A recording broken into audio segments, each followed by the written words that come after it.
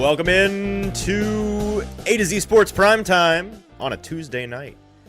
I'm your host, Easton Freeze, back after last week off for Thanksgiving. Hope everyone had a great holiday weekend. I know that I did. I ate just so much food. I mean, every Thanksgiving you stuff yourself, right? But I'm not sure I've ever been that bloated in my life. I ate like... because you have the actual Thanksgiving meals, then you have leftovers. And when you're married, like I am, you have multiple family Thanksgivings to go to, right? Or your grandparents, or you don't have to be married, just like family things. Sometimes you have multiple dinners. And I had 3 actual sit-down dinners within 2 days on Thursday and Friday. And then from those 3 dinners, there were 3 dinners worth of leftovers that I was a part of consuming then on Saturday and Sunday. And so all told, I probably had like 6 servings of a full Thanksgiving spread over those 4 days, which was a mistake. I mean, I probably consumed 70,000 calories. And then I punished myself on Monday by fasting the entire day, which is a thing I hadn't done before. But I was like, you know what? This is an opportunity to do it. I need it. We need to like do a cleanse. We need to do a 24-hour start over refresh. And that was hard, but an interesting thing to do. You kind of hit like once you get past the suck of it in the middle of the day, it's not too bad. But so weird things do start to happen to you. Like your brain starts to like be fuzzy and not work as well. And like my feet got really cold. I don't know. This is oversharing, but that's what fasting does to you. There's a whole fasting subculture that I found on Reddit yesterday. I was like, there are things that happen to you when you fast that you wouldn't know if you didn't fast, which I'm now an expert because I did it one time in my whole life. That's neither here nor there. Today we're going to talk about the Titans, really whatever you want. I have a couple of topics I want to bring up about some looking back at the Titans process this year. We have now officially had 6 games under Brian Callahan as the head coach, and now 6 games, 7 weeks, but a bye week in there, under Mike McCoy as the head coach. And so it's a natural checkpoint for some reflection on how things have gone. I have some thoughts that you are probably going to find annoying, and so we can hash that out. Whatever you have to say to me about it, let's talk it out. Let's have it out. Looking forward to that. Hello to you, Ked, in the chat. Hello to Ann. Good to see you, Ann. Ann, I hope that you are planning on attending trivia the next 2 days because you tend to disappear lately when we need you most. So that'd be nice if you'd show up for once. I want to talk about Dennard Wilson and the kind of miraculous job I think that he's done some this year. Richie says Dennard Wilson over Mike McCoward. I mean, yeah, sure. Low bar, right? Ann says she works on Wednesdays and Thursdays. Well, I don't know what you do for work, but there's got to be a way for you to slack off for 10 minutes at roughly 9:15 in the morning Central Time. So, I don't know. Figure it out. We need you. Come work for us on trivia. So this is a bunch to talk about, and I want to talk about something that Paul Karski tweeted out today. Oh no, that's not very helpful. I work in cardiac ICU. Well, tell those folks and their failing hearts that they can wait. It's not going to kill them. It might kill them. It might kill them. So maybe don't. I don't want to be personally responsible for you. Now my question is, how did you ever do trivia with us in the first place? Did you become a cardiac ICU worker? I don't know, a nurse. I don't know what you are, a doctor, whatever you are, within the past month? Because you used to show up for trivias all the time. Is this a new gig? If so, what a change in life. But yes, as Titans Gnome says, oh no, stay put and trivia can wait. Yeah, the A to Z morning show trivia cannot be responsible for the death of another human being. That's where I draw the line personally. That's just me. So we'll talk about all of that. Anything that you have question wise, any topic you want to bring up, any thoughts you might have, gripes you might have with me. Maybe about today's JC Latham discourse on the morning show, which was cathartic for me, maybe cathartic for you, maybe it was frustrating to you, whatever it may be. I know that there are folks pretty entrenched on both sides of that argument. We can talk about that. Juan says, can we please stop using the word rookie on Cam when he has a bad game? He's almost got a full season under his belt. Is he a rookie? Last I checked, he's a rookie. And, I mean, once you have a season under your belt, does that just mean you're supposed to be like a savvy veteran by then? Like, progress is not linear. So I mean, it is his rookie season. I don't know what to tell you. So no, the answer is no. We can't stop using rookie on bad games. He's on a really bad team in a bad situation, and he's going to have some bad games. I mean, every single game basically is either Cam plays above the fray and is an elevator as a rookie, mind you, or it's boring and the team is inept. Like those are the kind of the options at this point right now. It's either Cam somehow figures it out for a day and makes it watchable. And by watchable, I don't even mean like competitive, because even in the best games that he's had this year, they haven't really been that competitive. They've just been like entertaining enough. So that's kind of the line.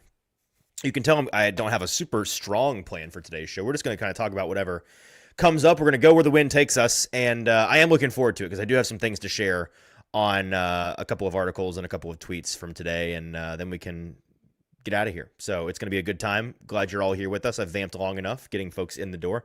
Hey, be a friend today and like the show. That's all I ask, is if you could hit that like button for me on Facebook or on YouTube, wherever you're watching. That is extremely, extremely helpful. It helps get other folks in here. So please do that as I go and retweet the show myself. Jump in here and chat. Exclamation point. That'll get them. That'll convince the folks to join me. Okay, let's get started, and let me start by telling you about our sponsors, and then we can get off and rolling. So real quick, let me tell you about the folks that make this show happen. Two Rivers Ford is up first. They are the South's most trusted Ford dealership in Mount Juliet, Tennessee. They are serving all of Nashville and Middle Tennessee. So if you're searching for a trusted Ford dealership in the area, Two Rivers has you covered. They are the leading Ford dealership in Mount Juliet. They pride themselves on offering an exceptional selection of new and used Ford vehicles with a particular focus on the ever-popular F-150 and F-250 Super Duty trucks. Their commitment to customer satisfaction, if I could speak this evening, and quality service sets them apart from other car dealerships in the area. They are the South's most trusted Ford dealerships. Check them out at Two Rivers Ford. We're also brought to you by True Mav Fitness. They offer more than just your average workout. They are signature programming in a challenging boot camp style class that offers high intensity training. Their classes are led by instructors who are consistently pushing your limits and inspiring you to be your best self, not only inside but also outside of the gym. Your first workout is free, so no workouts recycled or repeated. Check them out today at True Mav Fitness. Simon Says Men's Clother. I'll figure it out eventually. Destination Shopping. They are a place here in Nashville that you can't shop online. You have to go in and experience Simon Says Men's Clothers for yourself. Exclusivity is the name of their game. It's limited pieces that are carefully chosen, and when they're gone, they are gone. It's a curated selection. Every item is handpicked for quality, design, and a touch of Nashville character. Personal attention from their knowledgeable staff, who is always on hand, ready to help you discover the perfect piece and experience it more than just a shopping trip. You have to go and experience this place that feels like it was made for you, frankly. The call to action is to make a trip today and visit Simon Says in Nashville today. That's Simon Says Men's Clothers. Join them. And then T-Dot is our final sponsor, our most recent sponsor here of the show. Be part of the solution to end littering. Did you know that there are over 88 million pieces of litter on Tennessee's roadways right now? It's a big old problem, but we can all be a part of the solution. T-Dot spends over $23 million each year cleaning up litter, but you can't do it alone. You can help by making simple changes. Stop littering, first of all, and then pick up litter when you see it, even if it's not yours. Join a local cleanup. That's a thing that you can do with T-Dot. Every action counts. Check them out at NobodyTrashesTennessee.com to get involved and see how you can make a difference in making our great state of Tennessee beautiful. All right. Where to begin? Let's start with, I want to start with our question, Ross. And the question that I want to ask the chat tonight for us to ruminate on is, could this season have gone worse for the Titans in terms of process? And again, this is retrospective on my part. I'm thinking back to, again, the 6 games we've gotten from McCoy, the 6 games we got from Callahan before that, what this team was being talked about as being during the summer period, what the expectations were, what the conversations I had were with folks in and around the building, and kind of just taking it all in for what, and again, we'll have an official time to kind of do an autopsy on this season, right? And it certainly is a dead body. when the season ends. But right now is as good a time of any to look back, because frankly, with each passing week as we get further and further down the road on this death march to the sea, first of all, I'm increasingly bored. Like I am so bored with this team, and I'm sure you all are as well. And it's a miracle you're here, to be honest with you, because boy, are they boring on Sundays right now. And that's a crying shame. Unless Cam does something, unless Jim DK is, doing a couple of punts a game, it's not going to be boring. Like, that's a guarantee. Sure, fine. And then Jeff Simmons is guaranteed to do something interesting at least once a game. But the rest of it is just snooze fest, man. And Hirsch says, they could have drafted an edge rusher, and we could be doing this all with Brandon Allen. Yeah, I suppose. You wouldn't be doing it with Brandon Allen. You'd be doing it with Will Levis, or more likely somebody you got in free agency that's not named Brandon Allen. But I hear your point. It could be not Cam Ward. So that's the thing. Jeff Bubb says, I don't think so. Should have kept Callahan until the end of the season. Well, Jeff, I agree with you. And that is where we can start today, because there was a tweet earlier today from Paul Kaharski, who, I'm not here to throw him under the bus. What he tweeted is factually correct. He was kind of looking back on a 6-6 split for Callahan head coach, McCoy head coach, and just tweeted out that the Titans' points per game under Callahan were 13.8 in those 6 games. And under Mike McCoy, they were 14.5. So, hey, a 0.7 points per game increase in the 6 games since Callahan's firing. That means that the offense is trending in the right direction, right? Well, no, wrong. Because when you actually subdivide this the way that is important, which means doing it by who's calling the offensive plays, and then also making it offensive points. So we're going to go ahead and remove a Cody Barton pick 6, because that's a good job to the defense, not to the offense. We're going to remove 2 Chim DK return touchdowns, because it's a good job to the special teams, not to the offense. We take those points out. It's the points the offense scores, the field goals they get in position for, the very few touchdowns they found the end zone for. Those points divided by the person calling the plays. What does that look like? Well, the answer is not great for old Bo Hardigree.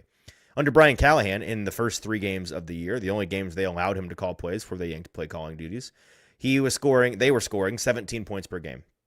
Certainly nothing to write home about, right? None of what I'm here to say on this topic is to vindicate the Brian Callahan experience. It is rather to do 2 things. It is to, 1, point out that this is number 1. It's an indictment of Mike McCoy and Bo Hardigree, who are supposed to be fresh faces who are going to bring something new and better and energetic to the table. I am old enough to remember having those conversations when those 2 decisions were made, and we talked up these guys, and it's been a bunch of worse.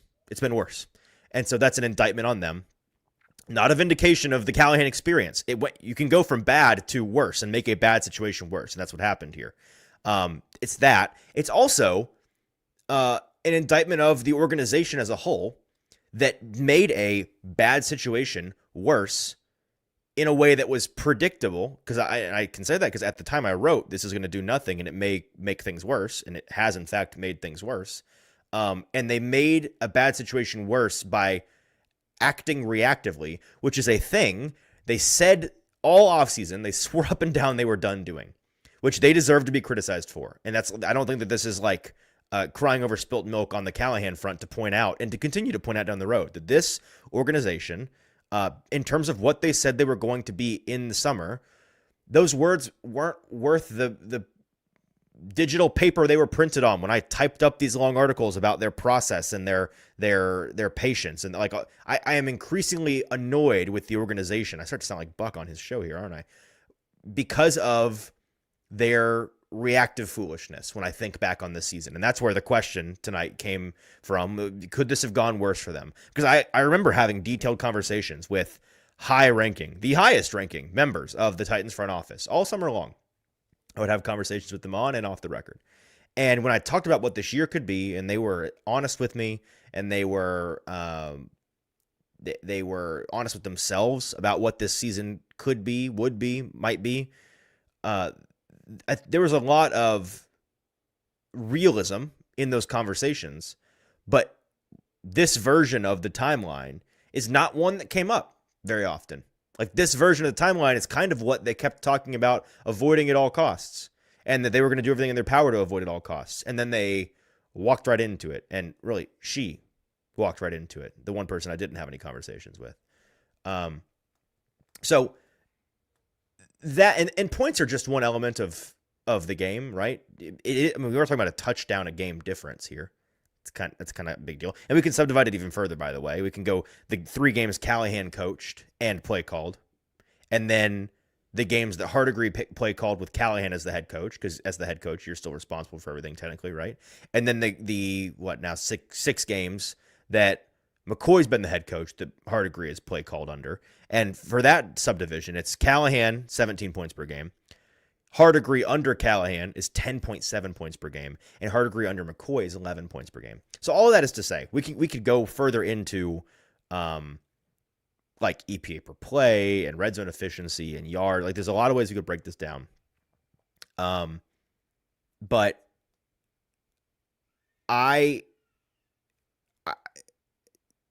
the points difference here to me is an accurate reflection of what my eyes are telling me, I guess is what I'm saying. Because I see a guy in Bo Hardegree who I do not think is a bad coach, and I liked him as a quarterback coach the whole time that he was a quarterback coach, and still is one. I did not at the time think that he was particularly ready to be a play caller of this team. I think that has borne out pretty clearly that he's bad at this. He stinks at this. Not personal. I just don't think that he's any good at this. I think that every week he demonstrates that he doesn't quite know how to call the offense with intent. And I think the majority, Nick Suss brought this up the other day. I think it's very astute observation on his part. The most successful Titans plays this year, if you just think back on like the most successful things they've done on offense, they are almost, if not all, out of structure. Like the plays that are working the best for the Titans are the ones that aren't working the way they're designed. The plays that do look like they're working the way they're designed are the ones that aren't as good. So what does that say about the way that the game is being called? You can also say, what does that say about the design of the offense? But then again, I mean, here's a dirty little secret about the NFL. Every team's running the same plays except for like 7% of the league. Each team's got a couple of bespoke plays that are special to them, but the majority of the time, it's the same plays. It's all about when to push the right buttons, right? It's not about having a bunch of different buttons. It's about pushing them at the right time. So again, that's really like everybody's like, well, this team's scheme stinks. More often than not, it's the guys pushing the buttons or pushing the wrong buttons at the wrong time, is in my opinion. Which that's an indictment of play calling to me. So I guess what I'm saying is you don't have to have liked what Callahan was doing to realize the move to Hardegree was a mistake. Like, turns out the guy whose offense it actually is and whose dad largely orchestrated the run scheme they were better equipped to call this the right way than 2 new guys in these positions. And I think that the organization deserves criticism for doing these things the way that they did. And I feel pretty good today about the idea that they agree. I feel pretty good about speculating in saying that in their heart of hearts, in hindsight, they're like, this season the mistakes were made. And again, it's not to say that Callahan should have kept the job forever and always and it would have been happily ever after. No. I've been saying this again and again and again. They should have not taken play calling away from him, kept him on as the coach until the end of the season or until he lost the locker room, whichever came first, and then cleaned the whole slate in one fell swoop, started afresh the way that they are going to still, the way that they should have done. They either should have done it all before the season or after the season. And I wrote as much before the season, and I've continued to say that would have been the best thing for everybody involved. And by doing what they did, they have chosen a far messier world to live in. They have further tarnished their, and really Amy Adams Strunk's, reputation for volatility. At best, they've changed absolutely nothing. Nothing's changed. It's all the same slop.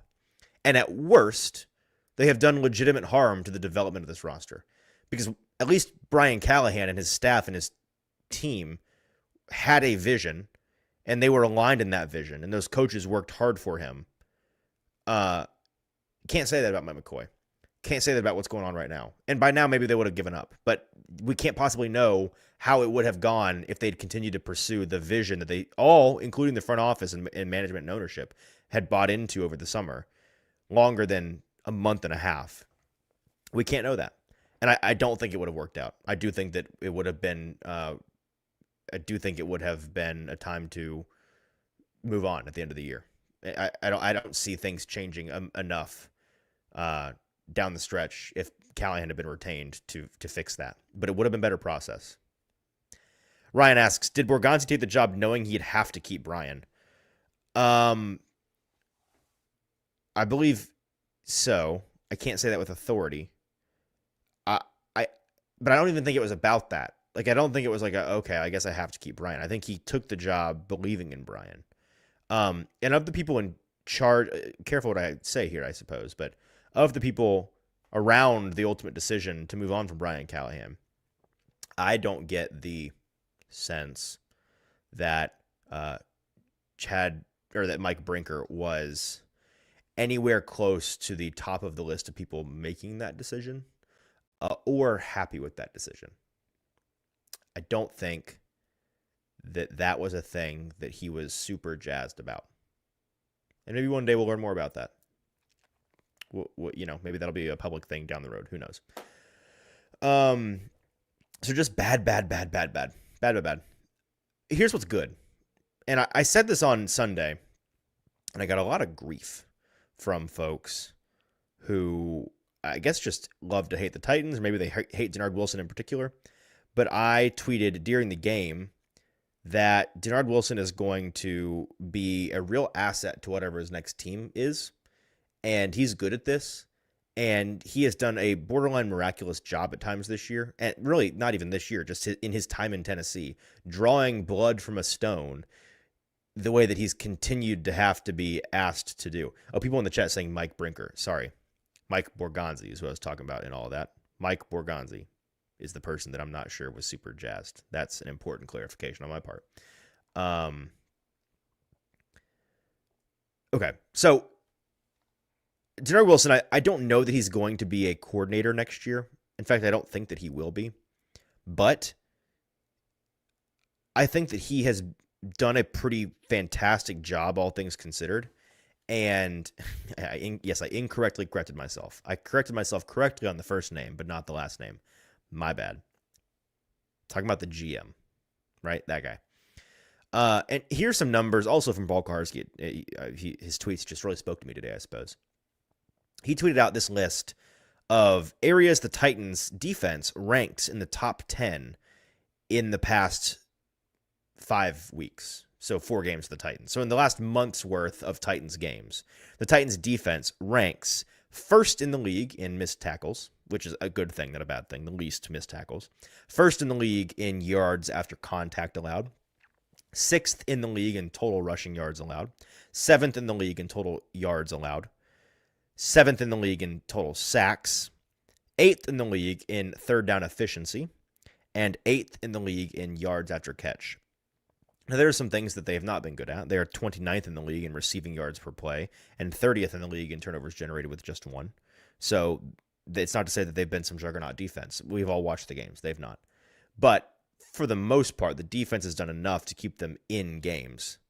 And okay, I'm going to save this comment for a second because I don't know what's going on. Ryan Fields, we will get to what you're asking. I just haven't seen what you're saying. My bad. But anyways, I just think that under the circumstances, he has been clearly a leader of men. His players respond to him well. And I think that kind of at every turn in his Titans tenure, he has been given the short straw, not even drawn the short straw, given the short straw by management. And And that's impressive. And I think that he will be a defensive coordinator again one day. And wherever he goes next year, he's going to be a credit to that team. I don't think that he's going to stay. I don't think the next guy's going to want to retain him. I'd be happy if I was wrong about that because I do think he's a good coach. But I don't get the vibe that's going to happen. I'm not sure there's interest in that from either side, to be honest with you. So when you think back on the things that have happened to his personnel, it's like, okay, this season you came into the year with 3 starting cornerbacks that you liked. We know he liked them. And then they all got yanked, 1 by injury and 2 by literally trading them away. You, in the offseason, had a bunch of money to spend, and you went out and you got a linebacker out of the value bin. You got a safety out of the value bin. What else did you do? Oh, you got a couple of edge guys relatively out of the value bin, right? I mean, your highest paid guy, Draymond Jones, $10 million a year. Okay. You've traded him away, by the way. The best one, the most highly paid one you went and got, you traded him away before the trade deadline. So then last year, his two glue guys on defense in Ernest Jones, who's balling out in Seattle, by the way. Shout out Max Brosmer. He gets traded away at the deadline. And Quandre Diggs, who was holding down the back end for them in the first half of the season when they were playing real well, he gets hurt and misses the rest of the year.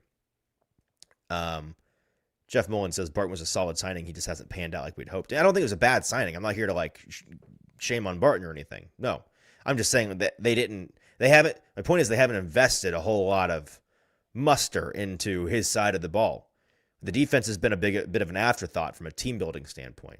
The offense has been the focus. And yet his defense continues to outplay the Titans offense some weeks pretty significantly. Like, the defense has their warts, no doubt, but they actually show some life. The offense doesn't often, I mean, again, since the first 3 weeks of Callahan, they're averaging, 11, less than 11 points per game. 11.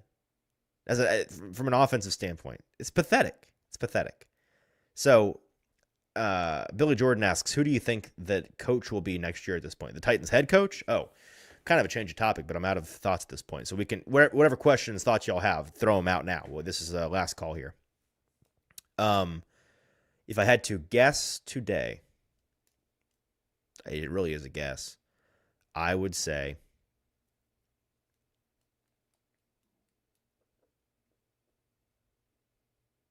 I don't know. I'd say Robert Saleh, just because I think he wants it, and because not Gruden.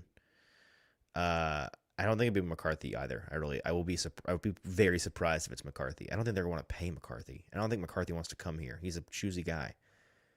So, I would go Saleh because I'm pretty sure he wants it, and I think that he's going to get a lot of looks, and I think that he's a good coaching candidate, and the kind of guy that they need. I wrote a whole story on it at A to Z Sports. Search Easton Freeze, Robert Saleh. You'll find it. I think it's good stuff. You'll like it. Okay, what did I star a second ago? Ryan says, LOL, just going to skip my comment, huh? Scam Ward defender. What are we talking? First of all, Scam Ward's crazy. What was he referencing? Okay, where's the criticism of Scam Ward losing his love of the game? Y'all roasted Levis for his comments last year. Okay, first of all, this topic is going to be I believe it's going to be the lead of the morning show tomorrow with Austin and JT. And JT was actually there for when he made these comments. So he's the right person to talk to about this. I've heard them, obviously. I mean, it's supposed to slam him for saying that this is not very fun right now. I'm not having very much fun right now. Are you having much fun right now? You having fun?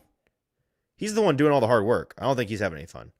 So I think he's just telling the truth. I don't think he meant he's falling out of love with the game. He's not wired that way. He didn't come this far with less than his first year on the job, decide I'm not having fun anymore. Never mind. I don't want to play basketball anymore, Dad. That's not what's happening here, okay? So, sorry to defend your boy Scam Ward, but I guess I am a Scam Ward defender, if you put it that way. Brandon Beversluis, what a name. Do you entertain the idea that Borgonzi asked McCoy to throw games? No. He seems smart enough to understand the value in the top pick. McCoy could absolutely be this bad as well. McCoy absolutely is this bad. So I'll just that point blank, period, fact.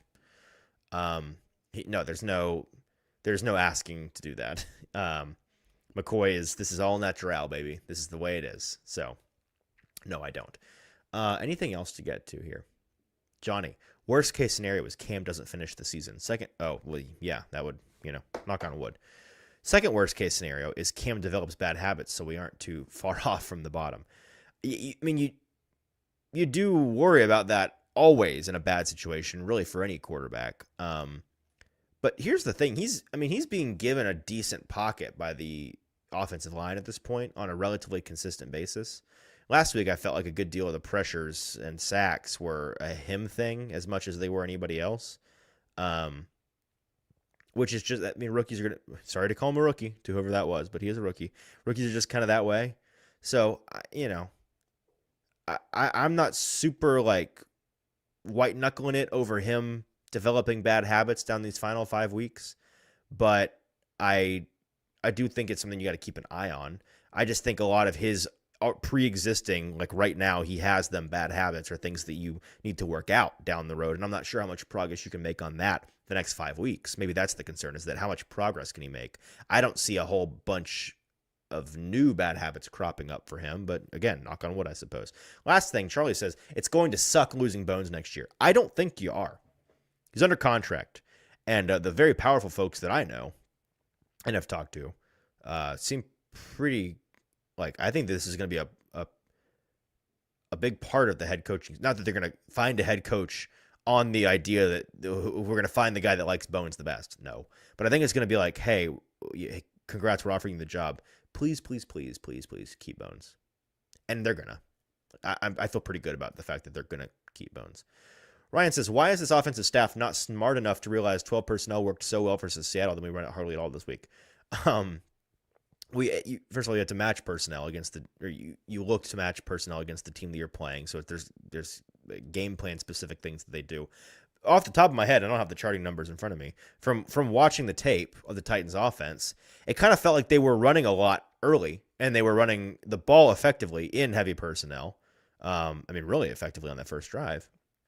And then the Jaguars were countering by walking a bunch of guys up to the line of scrimmage. And then that led to the Titans then getting 11 personnel to try to attack downfield. But the Jaguars then just kept dropping them off the line and not actually like sending the house on a blitz the way that they were threatening to do. Or they were not stacking the box in the way that they were threatening to do. And so I think it was a lot of window dressing on the Jaguars' part. And the Titans, I don't know if they just never realized the Jaguars were doing that or what. But like the Titans were foolish to allow the Jaguars counter to talk them out of running the ball more the rest of the game. They could have dictated terms better than they did. And again, that falls back on what? Play calling. So there you go. That's the show. A little bit of a shorter one by my standards tonight. But, I think it's just one of those weeks. Ann Hirsch, what do you think Juwan Jennings said? That's a great question. Some unspeakable things. Probably something about the guy that was Hurt's, mom, or maybe girlfriend or sister or something. That's what I'd have to imagine.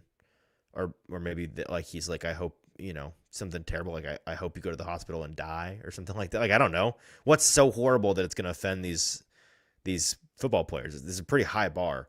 But hey, he's a hoe and it needs to be known that he's a hoe. That's what I gathered from that situation. And it turns out when he got punched in the balls 2 weeks ago, he probably deserved it. So that's what we learned, that sometimes the real villain in the story is the guy that seems like the victim at first. You always have to look a level deeper with these things. I will be back on Thursday on the morning show with JT, a little third string Thursday action. We will have a great show for you then. We'll have a great show for you planned tomorrow with Austin and JT hosting the morning show, talking about old Scam Ward and his love of the game, I believe, and also probably some problems this team has, because that's kind of the name of the game these days. And I've got a lot of written content coming tomorrow. I've got a bunch already out on A to Z Sports right now, so go and peruse the Tennessee Titans page if you are so inclined. And hit that like button on the way out. It does nothing on your end. It's just very helpful for my numbers, so just like it and then click out. That'd be really helpful. Appreciate that. And subscribe to the show on YouTube if you've not done that already. Okay, that's all the bases, I believe. Charlie, appreciate you, he says. Always enjoy your coverage of the team. Thank you, Charlie. I appreciate you guys. Very thankful for you guys during this time of year. Love the holidays and love spending the holidays and football and all of that with all of you guys. So I will see you next time, and have a great rest of your night. Go home! Go home! Go home!